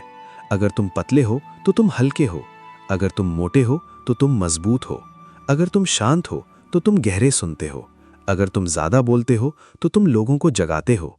ये कमियां नहीं, ये विशेषताएं हैं। हमारी असली समस्या, हम खुद को दूसरों से तौलते हैं। सोशल मीडिया ने ये और बढ़ा दिया है। हर कोई दिखा रहा है कितना परफेक्ट है और हम सोच रहे हैं मैं कितना कम हूं। वाबी साबी कहती है कोई कम नहीं है, कोई ज्यादा नहीं है, तुम बस अलग हो और अलग होना ही कीमती है। जापान में एक कहावत है, किसी की पूजा मत करो, किसी से नफरत मत करो, बस देखो हर कोई अपूर्ण है और वही अपूर्णता उसे सुंदर बनाती है। दोस्तों, आज से अपनी कमियों को गले लगाओ, उनसे दोस्ती करो, वही तुम्हारी पहचान है, वही तुम्हें दूसरों से अलग बनाती हैं। और याद रखो, परफेक्ट होने की कोशिश में तुम झूठे हो जाते हो, नकली हो जाते हो। असली तुम तो कमियों के साथ वाला है, बिखरा हुआ, अधूरा, टूटा हुआ और इसीलिए सच्चा। तो आईने के सामने जाओ, उस चेहरे पर हाथ रखो और कहो तू ठीक है, तू ठीक वैसा है जैसा होना चाहिए था। अब वाबी साबी की तरह जियो, अपूर्ण पर पूरा। चैप्टर 11, साधारण होने की हिम्मत। दोस्तों, हम सब असाधारण बनना चाहते हैं, स्पेशल बनना चाहते हैं, दुनिया को दिखाना चाहते हैं कि हम कितने अलग हैं, कितने बेहतर हैं। लेकिन वाबी साबी एक विपरीत बात कहती है, साधारण होने की हिम्मत रखो। साधारण मतलब कमजोर नहीं, साधारण मतलब उबाऊ नहीं, साधारण मतलब अपने आप में पूरा, बिना दिखावे के, बिना सबूत के। बेथ कैम्पटन लिखती हैं, हमें सिखाया गया है कि बड़ा बनो, तेज बनो, अमीर बनो, फेमस बनो, पर किसी ने ये नहीं सिखाया कि शांत रहना, छोटा रहना, साधारण रहना, ये भी बहुत बड़ी बात है। जापानी शब्द है चिसाओ, मतलब छोटे की सुंदरता। चीजें छोटी हो सकती हैं, प्यारी, गहरी, यादगार। एक छोटा सा फूल, एक छोटा सा नोट, एक छोटा सा शुक्रिया, ये बड़े तोहफों से ज्यादा दिल को छूते हैं। हम बड़े रेस्टोरेंट, बड़ी सैलरी, बड़ी कार, बड़े घर के पीछे भागते हैं और जब मिलता है तो लगता है कुछ खास नहीं, फिर और बड़ा चाहिए। ये भूख कभी खत्म नहीं होती। वाबी साबी कहती हैं, रुको, देखो छोटी चीजों को, एक बच्चे की हंसी, सुबह की चाय, किताब की खुशबू, दोस्त का फोन, ये साधारण लगती हैं पर यही जिंदगी है। बेथ कैम्पटन एक कहानी सुनाती हैं। वो एक बार जापान के एक छोटे से गांव में रुकी। वहां एक बूढ़ा आदमी रहता था। वो रोज सुबह अपने छोटे से बागान में बैठता, चाय पीता और चिड़ियों को दाना डालता। बस उसके पास कुछ नहीं था, कोई नाम नहीं, कोई पैसा नहीं, कोई तारीफ नहीं। बेथ ने उससे पूछा, क्या आप दुखी नहीं हैं? इतना साधारण जीवन? उसने मुस्कुराकर कहा, दुखी? मैं तो हर सुबह चिड़ियों का राजा हूं। वो मेरी वजह से आती हैं, मेरी वजह से गाती हैं। ये साधारण है? मेरे लिए तो ये जादू है। उस दिन बेथ को समझ आया, साधारण को साधारण देखना ही समस्या है। वाबी साबी निगाहें बदलती है, फिर वही साधारण असाधारण लगने लगता है। एक और कहानी, जापान के महान कवि रियोकान। वो बहुत गरीब थे, उनके पास कुछ नहीं था, लोग उन पर हंसते थे। इतने बड़े कवि और इतने गरीब। रियोकान मुस्कुराते। एक बार किसी ने पूछा, आपकी सबसे बड़ी संपत्ति क्या है? रियोकान ने आसमान की तरफ देखा और बोला, ये बादल मेरे हैं, ये हवा मेरी है, ये धूप मेरी है और ये सब मुफ्त है। वाबी साबी की यही सीख है, सबसे कीमती चीजें मुफ्त हैं और सबसे सुंदर चीजें साधारण है। दोस्तों, आज से बड़ा बनने की कोशिश छोड़ो, साधारण बनो, चुप रहना सीखो, कम बोलो, कम दिखाओ, कम चाहो और देखो कैसे वही साधारण तुम्हें अंदर से भर देता है। क्योंकि असली ताकत चीखने में नहीं, खामोशी में है। असली सुंदरता चमकने में नहीं, होने में है। और असली वाबी साबी बस होने में है, बिना कुछ साबित किए। दोस्तों, जिंदगी जब स्मूथ होती है, सब प्लान के मुताबिक चलता है, तो खुश रहना आसान होता है। लेकिन असली टेस्ट तब आता है जब सब गड़बड़ हो जाता है, जब प्लान फेल हो जाते हैं, जब रिश्ते टूट जाते हैं, जब सेहत खराब हो जाती है, जब सब कुछ अराजक लगने लगता है। वाबी साबी उस अराजकता में भी शांति ढूंढना सिखाती है। बेथ कैम्पटन कहती हैं, जीवन में तूफान आएंगे, ये तय है। सवाल यह है कि तुम तूफान से लड़ोगे या उसमें नाचना सीखोगे। जापान एक ऐसा देश है जहां भूकंप, सुनामी, तूफान, प्राकृतिक आपदाएं आम हैं। सदियों से जापानी लोगों ने सीखा है कि प्रकृति से लड़ना बेकार है, इसलिए उन्होंने लचीला बनना सीखा। इमारतें ऐसी बनाई जो हिलें लेकिन गिरे नहीं, जीवन ऐसा जिया जो बिखरे लेकिन टूटे नहीं। वाबी साबी यही सिखाती है, तूफान को रोक नहीं सकते पर खुद को मजबूत बना सकते हो। बेथ कैम्पटन एक कहानी सुनाती है। एक बार जापान के गांव में भयंकर भूकंप आया, बहुत तबाही हुई। बचे हुए लोगों ने देखा कि एक बूढ़ा आदमी अपने टूटे घर के मलबे में बैठा चाय पी रहा था। लोगों ने पूछा, आप चाय कैसे पी सकते हैं? सब कुछ बर्बाद हो गया। बूढ़े ने कहा, चाय के लिए तो बस पानी चाहिए और चाय पत्ती, मुझे दोनों मिल गए, बाकी सब तो था ही कभी नहीं। यही है वाबी साबी की नज़र। बचे हुए पर ध्यान दो, गए हुए पर नहीं। जब जिंदगी अराजक हो जाती है तो दो ही रास्ते होते हैं, घबराना और टूटना, या ठहरना और देखना क्या बचा है। दूसरा रास्ता वाबी साबी है। बेथ कैम्पटन एक प्रैक्टिस बताती हैं। संकट के समय ये सवाल पूछो, क्या बदल सकता हूं, क्या स्वीकार कर सकता हूं? जो बदल सकते हो उसके लिए कदम उठाओ, जो नहीं बदल सकते उसे अपनाओ, बस इतना। वो आगे कहती हैं, बहुत बार हम उन चीज़ों से लड़ते हैं जो हमारे कंट्रोल में ही नहीं। लोग क्या कहेंगे, मौसम कैसा होगा, एक्सीडेंट होगा या नहीं, कोई बीमार होगा या नहीं, ये सब चिंता करने से कुछ नहीं बदलता, बस शांति चली जाती है। वाबी साबी सिखाती है, कंट्रोल छोड़ो, तब शांति आएगी। जिन दर्शन में एक कहानी है।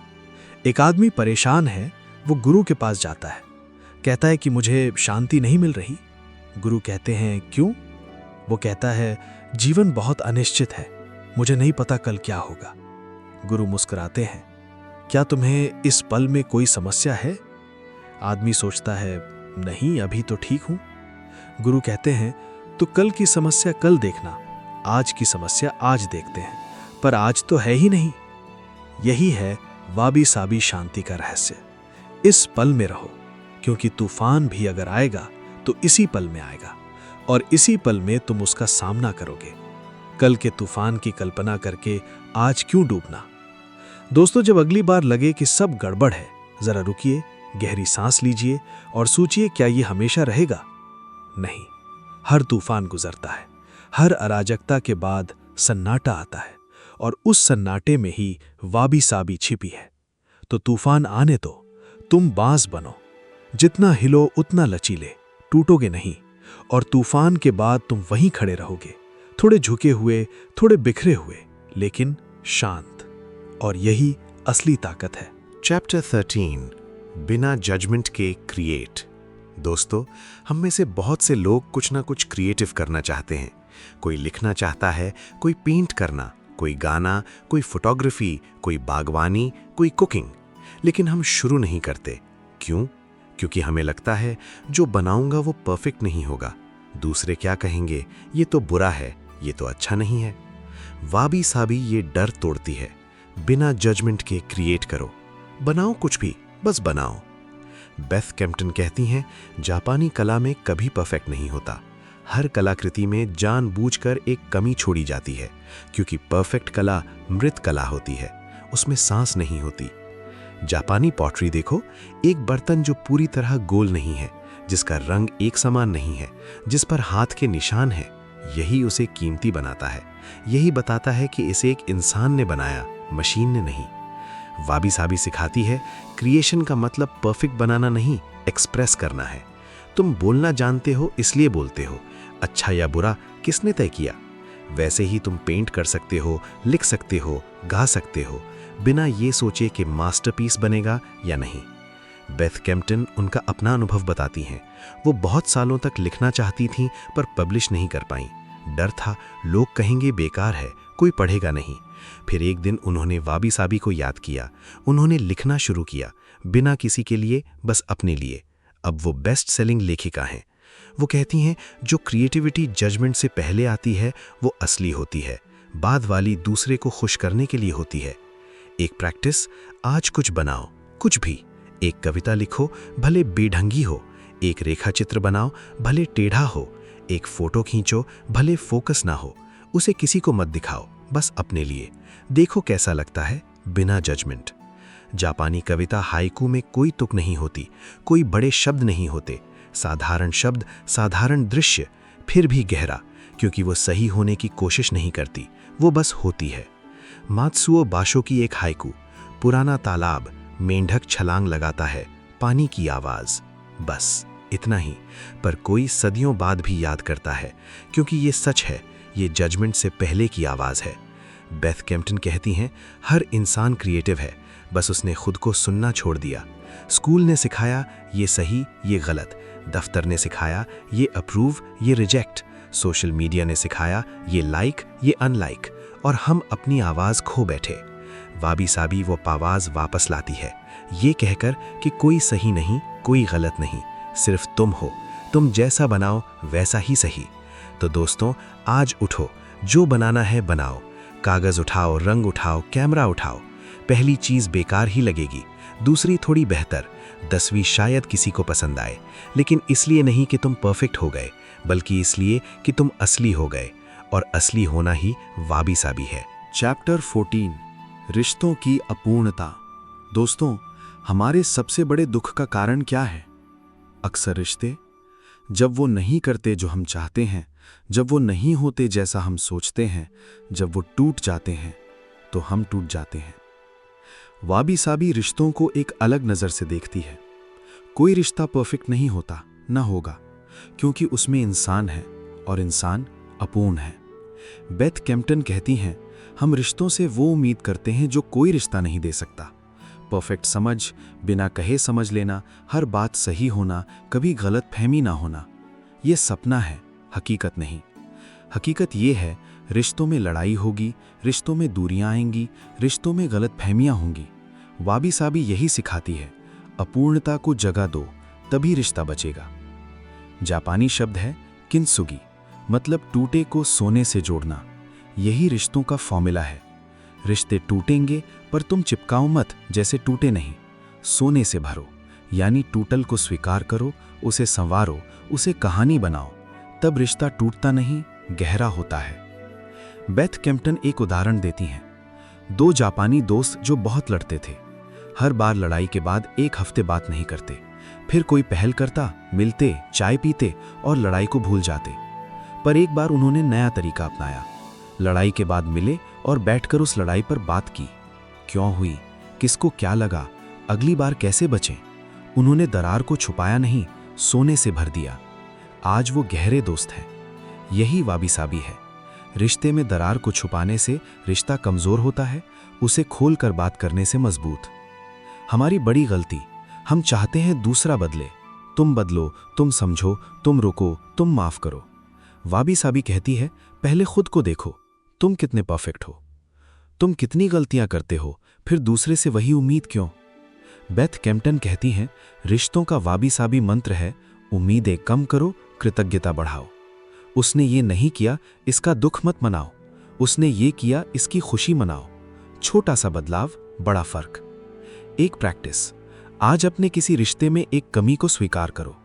मेरा पति चुप है, ये कमी है या उसकी ताकत की वो बिना बोले समझ लेता है। मेरी पत्नी बहुत बोलती है, ये कमी है या उसकी मासूमियत की वो दिल की बात छुपाती नहीं। नजरिया बदलो, रिश्ता बदलेगा। दोस्तों, जापानी संस्कृति में एक शब्द है सुमन, मतलब अधूरा शुक्रिया। ये भी वाबी साबी है। पूरा तो कभी नहीं होता, फिर भी शुक्रिया कहो, क्योंकि अधूरा शुक्रिया बिना शुक्रिया से बेहतर है। तो आज अपने किसी रिश्ते में अधूरा शुक्रिया कहो, अधूरी माफी मांगो, अधूरा प्यार जताओ। पूरा नहीं होगा, फिर भी रिश्ता जिएगा, क्योंकि वो परफेक्ट होने में नहीं, अपूर्ण होने के बावजूद साथ रहने में है। और यही वाबी साबी है। चैप्टर 15, काम और सफलता, नई परिभाषा। दोस्तों, हम काम के लिए जीते हैं या जीने के लिए काम करते हैं? ये सवाल वाबी साबी बहुत गंभीरता से पूछती है। हमारे समाज में सफलता की एक तय परिभाषा है, ज्यादा पैसा, बड़ा पद, महंगी चीजें, बहुत सारे फॉलोअर्स। वाबी साबी इस परिभाषा को चुनौती देती है। बेथ कैम्पटन कहती हैं, वाबी साबी के हिसाब से सफलता मतलब अपने काम से जुड़ाव, अपने काम में शांति, अपने काम को प्यार करना, चाहे वो छोटा हो, बड़ा हो, कम पैसे वाला हो, ज्यादा पैसे वाला हो। जापान में कॉन्सेप्ट है इकिगाई, मतलब वो करना जिसमें तुम्हारी आत्मा जाग उठे। वो जरूरी नहीं कोई बड़ी चीज हो। एक बूढ़ा आदमी रोज सुबह उठकर अपनी छोटी दुकान खोलता है, वहां चावल के केक बनाता है, लोग खाते हैं, मुस्कुराते हैं। यही उसका इकिगाई है। और वो तुम्हारे बड़े सीईओ से ज्यादा सफल है, क्योंकि उसे अपने काम से शांति मिलती है। बेथ कैम्पटन अपनी किताब में लिखती हैं, हमें बता दिया गया है कि हर काम तेजी से करो, जल्दी करो, प्रमोशन लो, आगे बढ़ो। वाबी साबी कहती है, धीरे करो, एक समय में एक काम, पूरा ध्यान उसी में, बाकी बाद में। उनका अपना अनुभव, जब वो अपनी किताब लिख रही थी तो उन्होंने एक नियम बनाया, हर दिन सिर्फ 500 शब्द लिखने हैं, लेकिन पूरे फोकस के साथ, कोई जल्दी नहीं, कोई दबाव नहीं। नतीजा, किताब तो लिखी ही, साथ में लिखने का आनंद भी आया। वो कहती हैं, असली सफलता वो नहीं जो तुम हासिल करो, बल्कि वो जो तुम महसूस करो काम करते हुए। अगर काम करते वक्त दिमाग दूसरी जगह है तो वो काम बेरू है। वाबी साबी काम को सांस देती है। एक और जापानी कॉन्सेप्ट है मोट्टाई नाई, किसी चीज को बेकार करने का पछतावा। यानी जो कर रहे हो उसे पूरा करो, बीच में मत छोड़ो। आधा नहीं, पूरा। लेकिन पूरा होने का मतलब परफेक्ट नहीं, पूरा होने का मतलब इरादा पूरा करना। बेथ कैम्पटन पूछती हैं, क्या तुम अपने काम में वाबी साबी ला सकते हो? मतलब गलती को मौका देना, असफलता से सीखना, प्रोसेस का आनंद लेना, रिजल्ट से नहीं चिपकना। ये मुश्किल है क्योंकि दफ्तर सही चाहता है, परफेक्ट चाहता है, पर तुम अपने मन से शुरू कर सकते हो। एक प्रैक्टिस, आज अपने काम का एक छोटा टास्क लो, उसे बिना जल्दी के करो, सांस लेते हुए करो, जैसे वो योग हो। देखो कैसा लगता है। शायद उतना इफेक्टिव ना हो, पर शायद ज्यादा शांत हो, और शांति ही तो सफलता असली है। दोस्तों, अपने काम को देखो, तुम कर क्या रहे हो? पैसे के लिए, नाम के लिए, या इसलिए कि तुम बिना किए अधूरे हो? वाबी साबी कहती है, काम तुम्हारा विस्तार है। अगर तुम शांत हो तो काम शांत होगा, अगर तुम उधर हो तो काम उधर होगा। तो पहले अपने को देखो, फिर काम को। वहीं से शुरुआत है। चैप्टर 16, हर पल को खास बनाना। दोस्तों, हमारे पास समय है, पर उसे हम खास नहीं बना पाते। दिन बीत जाते हैं, महीने बीत जाते हैं, साल बीत जाते हैं। पीछे मुड़कर देखो तो लगता है, क्या किया, कहाँ गए वो दिन? वाबी साबी कहती है, हर पल को खास बनाने के लिए कुछ बड़ा नहीं करना, बस उस पल में पूरे से होना, बस वहां होना जहां हो। बेथ कैम्पटन लिखती हैं, जापान में चाय समारोह को देखो, सिर्फ चाय पीना, पर कितनी विधि से, कितने ध्यान से, कितनी शांति से। एक साधारण क्रिया को वो एक संस्कार बना देते हैं, क्योंकि उनके लिए हर पल अनमोल है। हम क्या करते हैं? चाय बनाते हैं, फोन घूरते हैं, बच्चे से बात करते हैं, काम सोचते हैं, काम करते हैं, छुट्टी के सपने देखते हैं। हम कभी वहां नहीं होते जहां हैं, और इसी में खो जाते हैं वो पल जो कभी वापस नहीं आते। वाबी साबी की एक सरल प्रैक्टिस, एक एक करना, एक समय में एक काम। चाय बना रहे हो, सिर्फ चाय बनाओ, उसकी गंध, उसकी गर्मी, पानी का उबलना, सब कुछ देखो। नहाते हो, सिर्फ नहाओ, पानी को त्वचा पर महसूस करो। खाना खाते हो, सिर्फ खाओ, स्वाद को पहचानो। ये सब क्रियाएं साधारण हैं, पर जब पूरे ध्यान से करो तो खास हो जाती हैं। बेथ कैम्पटन एक कहानी सुनाती हैं। वो एक बार जापान के एक मंदिर में रुकी। सुबह भिक्षु झाड़ू लगा रहे थे, बहुत धीरे, बहुत शांति से। एक पत्ता उठाते, रुकते, देखते, फिर दूसरा। बेथ को लगा वो पागल है, एक झाड़ू में इतना समय। भिक्षु ने मुस्कुराकर कहा, ये झाड़ू लगाना नहीं है, ये ध्यान है। हर पत्ते को प्रणाम, हर धूल के कण को नमस्कार, ये मेरा पूजा है। बेथ को समझ आया, वाबी साबी यही है। हर काम प्रार्थना हो सकता है अगर तुम उसे प्रार्थना बना दो। हमारी जिंदगी में भी ऐसा हो सकता है। सुबह कॉफी बनाना, प्रार्थना। वॉशिंग मशीन चलाना, प्रार्थना।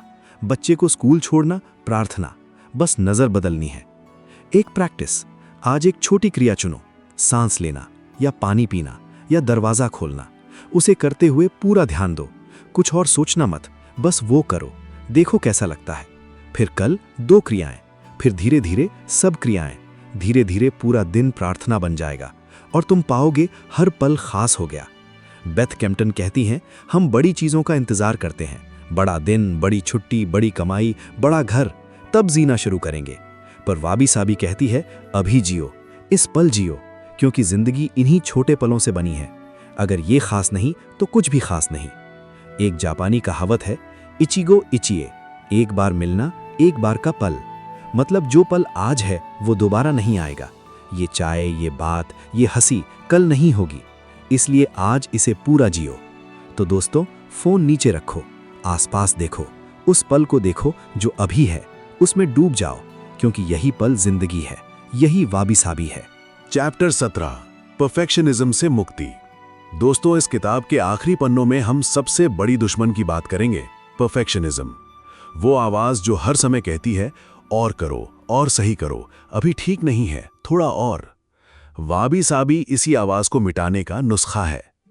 बेथ कैम्पटन कहती हैं, परफेक्शनिज्म दिखने में तो अच्छा लगता है, मेहनती, ईमानदार, सटीक, पर अंदर से ये जहर है। ये तुम्हें कभी संतुष्ट नहीं होने देता, कभी रुकने नहीं देता, कभी कहने नहीं देता बस ये काफी है। परफेक्शनिज्म की जड़ डर है। डर कि अगर गलत हुआ तो, डर कि लोग क्या कहेंगे, डर कि मेरी वैल्यू गिर जाएगी। वाबी साबी इस डर को चुनौती देती है। क्या होगा अगर गलत हो जाए? पता है, कुछ नहीं होगा। बेथ कैम्पटन खुद का उदाहरण देती हैं। वो अपनी पहली किताब को सालों बार बार सुधारती रहीं, परफेक्ट लिखना चाहती थी, हर पैराग्राफ, हर शब्द। नतीजा, किताब कभी पब्लिश नहीं हुई। फिर एक दिन उन्होंने तय किया, जैसा है वैसे देती हूं, गलतियों सहित। वो किताब बेस्टसेलर रही। वो कहती हैं, वो गलतियां जिनसे मैं डरती थी वही किताब की जान बन गई। पाठकों ने लिखा, ये इतनी असली है, इतनी मानवीय। वाबी साबी सिखाती है, परफेक्ट और रियल में से रियल चुनो हमेशा, क्योंकि परफेक्ट तो मशीन है, रियल तुम हो। परफेक्शनिज्म को हराने के लिए बेथ कैम्पटन 3 कदम बताती हैं। पहला, छोटा शुरू करो। एक पैराग्राफ लिखो, एक रोटी बनाओ, एक फोटो खींचो, उसे परफेक्ट मत बनाने की कोशिश करो, बस करो। प्रैक्टिस से आत्मविश्वास आएगा। दूसरा, डेडलाइन लगाओ, फिर काम पूरा करो, भले अधूरा लगे, क्योंकि अधूरा काम परफेक्ट न किए गए काम से बेहतर है। बाद में सुधार करना, पहले पूरा करना सीखो। तीसरा, गलती का जश्न मनाओ। हाँ, जश्न। जब गलती हो, रुको, उसे देखो, क्या सीखा, क्या बदलूंगा। गलती को दुश्मनी मत करो, गुरु बनाओ। जापानी मिट्टी के बर्तन देखो, हर बर्तन में कुम्हार की उंगलियों के निशान होते हैं। उसे खराबी नहीं कहते, उसे हस्ताक्षर कहते हैं। यही तुम्हारे काम में भी होगा। तुम्हारी गलतियां ही तुम्हारे हस्ताक्षर हैं। उन पर शर्माओ मत, उनसे पहचाने जाओ। बेथ कैम्पटन कहती हैं, एक दिन तुम मरोगे, और परफेक्ट नहीं मरोगे, अधूरे, अपूर्ण, अनित्य। तो क्या हुआ, तुम जिए थे, तुमने असली जिया। यही मायने रखता है। तो आज से ये नियम बना लो, गुड इनफ, काफी अच्छा। ये शब्द बहुत शक्तिशाली है। ये कहता है, हो सकता है परफेक्ट ना हो, पर मेरे लिए काफी है, और इसी काफी में शांति है। परफेक्शनिज्म की जंजीरें तोड़ो, आजाद हो जाओ। गलतियां करो, उनसे सीखो, आगे बढ़ो, क्योंकि यही मार्ग है वाबी साबी का। धीमा, टेढ़ा, अधूरा, पर बहुत सुंदर। और सबसे बड़ी बात, ये तुम्हारा है। तुम जैसे हो वैसा ही। चैप्टर 18, धीरे जीने की कला। दोस्तों, हम सब तेज जीने के आदी हो गए हैं। तेज खाना, तेज चलना, तेज पढ़ना, तेज बात करना, तेज प्यार करना, तेज भूलना। वाबी साबी कहती है, रुको, धीरे करो, तभी तुम सुन पाओगे अपने दिल की, दुनिया की, चीजों की। जापानी शब्द है युगे, मतलब धीमी गति, अच्छी गति, न तेज न रुकी हुई, बस धीरे धीरे सही गति से। बेथ कैम्पटन एक उदाहरण देती हैं। जापानी रेलगाड़ियां दुनिया की सबसे तेज, सबसे सटीक, पर जापानी यात्री गाड़ी में आराम से बैठते हैं, किताब पढ़ते हैं, चाय पीते हैं, बात करते हैं। वो जल्दी में नहीं होते। गाड़ी तेज है पर मन धीमा है। हम उल्टा हैं, गाड़ी धीमी पर मन तेज। वाबी साबी ये सिखाती है, भीड़ में भी अपनी गति रखो, रेस में हो पर अपनी लय मत छोड़ो। धीरे जीने का मतलब आलस नहीं, मतलब हर क्रिया को उसका समय देना। खाना जल्दी खा लो पर पचेगा नहीं, बात जल्दी कर दो पर सुनी नहीं जाएगी, काम जल्दी कर दो पर गलतियां भरी होंगी। धीरे करो, गहरा करो। बेथ कैम्पटन एक प्रैक्टिस बताती हैं, स्लो संडे। हर रविवार धीमा रखो, बिना अलार्म के उठो, बिना प्लान के दिन बिताओ। बस वो करो जो मन करे, और वो भी धीरे धीरे, बिना देखे कि कितना हो गया। देखो कितनी शांति आती है। फिर इसे धीरे धीरे दूसरे दिनों में लाओ। जापानी बागान में घंटों बैठे लोग एक पत्थर देखते हैं, सिर्फ देखते हैं। हमारे लिए ये समय बर्बादी है, उनके लिए ये समय का उपहार है। वाबी साबी सिखाती है, बैठना भी एक कला है, कुछ न करना भी एक क्रिया है। एक बार एक ज़ेन भिक्षु से पूछा, आपका साधना क्या है? बोले, खाना खाना, सोना सोना, चलना चलना। प्रश्नकर्ता, ये तो सब करते हैं। भिक्षु, नहीं, तुम खाते हो तो 1000 बातें सोचते हो, मैं सिर्फ खाता हूं। तुम सोते हो तो कल की चिंता करते हो, मैं सिर्फ सोता हूं। तुम चलते हो तो कहीं पहुंचना चाहते हो, मैं सिर्फ चलता हूं। यही धीरे जीना है, एक समय में एक, पूरा ध्यान एक पर, बाकी सब बाद में। दोस्तों, आज से थोड़ा धीरे चलो, सांस लो, रुको, चारों तरफ देखो। वो फूल जो कल नहीं था, वो बादल जो अब बदल गया, वो बच्चा जो बड़ा हो रहा है, ये सब तेजी में छूट जाता है, धीरे में दिखता है। वाबी साबी तुम्हें तेज दुनिया में धीरे चलना सिखाती है, और यही सबसे अनमोल कला है। तो दोस्तों, चैप्टर 19 सारांश, तुम्हारी वाबी साबी जिंदगी। तो दोस्तों, हमने वाबी साबी की इस यात्रा के 19 अध्याय पूरे कर लिए। अब वक्त है उन सारी बातों को समेटने का और एक सवाल पूछने का, अब क्या? बेथ कैम्पटन के शब्दों में, वाबी साबी कोई कोर्स नहीं है जो खत्म हो जाता है, ये एक रास्ता है। तुमने पहला कदम रखा, किताब पढ़ी, अब बाकी कदम जिंदगी में उठाने हैं। चलो उन सीखों को दोहराते हैं जो हमने सीखी। 1. परफेक्ट भ्रम है, कोई नहीं है, कुछ नहीं है, छोड़ो उसकी दौड़। 2. वाबी साबी है सादगी, समय, अधूरापन, ये दिखाती है कि टूटा भी पूरा हो सकता है। 3. जापानी आत्मा में वाबी साबी जन्मी, ज़ेन भिक्षुओं की सादगी से, चाय समारोह की रीति से, हाइकू कविताओं की गहराई से। 4. बिखराव सुंदर है, किंसुगी सिखाती है, टूटन को सोने से भरो, छुपाओ मत। 5. बदलाव ही सच है, मूजो, अनित्यता को अपनाओ, तभी मिलेगी आज़ादी। 6. छोड़ना जीतना है, शिकन, जाने देना, हर दिन का अभ्यास करो। 7. रोजमर्रा में वाबी साबी को लाओ, चाय बनाने से सोने तक, हर क्रिया में पूरा होना। 8. प्रकृति सबसे बड़ी गुरु है, पत्ता, पत्थर, नदी, बादल, ये सब वाबी साबी जी रहे हैं। 9. सादगी में ताकत है, कंसो, जरूरी रखो, बाकी जाने दो, घर भी, मन भी। 10. अपनी कमियों से प्यार करो, सोनो मामा, जैसे हो ठीक हो। 11. साधारण होने की हिम्मत रखो, बड़ा बनने की दौड़ छोड़ो, छोटी खुशियां पहचानो। 12. अराजकता में शांति ढूंढो, तूफान आएंगे पर तुम बांस बनो, लचीले पर टूटे नहीं। 13. बिना जजमेंट के क्रिएट करो, परफेक्ट की चिंता छोड़ो, बस बनाओ। 14. रिश्तों की अपूर्णता को अपनाओ, दरार ही गहराई है, सोने से भरो। 15. सफलता की नई परिभाषा बनाओ, पद पैसा नहीं, शांति और जुड़ाव। 16. हर पल को खास बनाओ, इचिगो इचिए, एक पल एक बार, पूरा जियो। 17. परफेक्शनिज्म से मुक्ति, वो जहर है, वाबी साबी तोड़ दो उसे। 18. धीरे जीना सीखो, युगे, अपनी गति रखो, भीड़ की नहीं। और अब 19. तुम्हारी वाबी साबी जिंदगी। बेथ कैम्पटन कहती हैं, वाबी साबी कोई बाहरी चीज नहीं है, तुम्हारे अंदर पहले से है, बस दबी है, परफेक्शन के शोर में खो गई है। इस किताब ने उसे याद दिलाया, अब तुम्हें जगाना है। तो कल सुबह उठो, धीरे उठो, चाय बनाओ, उस कप को देखो, उसकी दरार देखो, मुस्कुराओ, बोलो ये मैं हूं, अपूर्ण, अधूरा, फिर भी पूरा।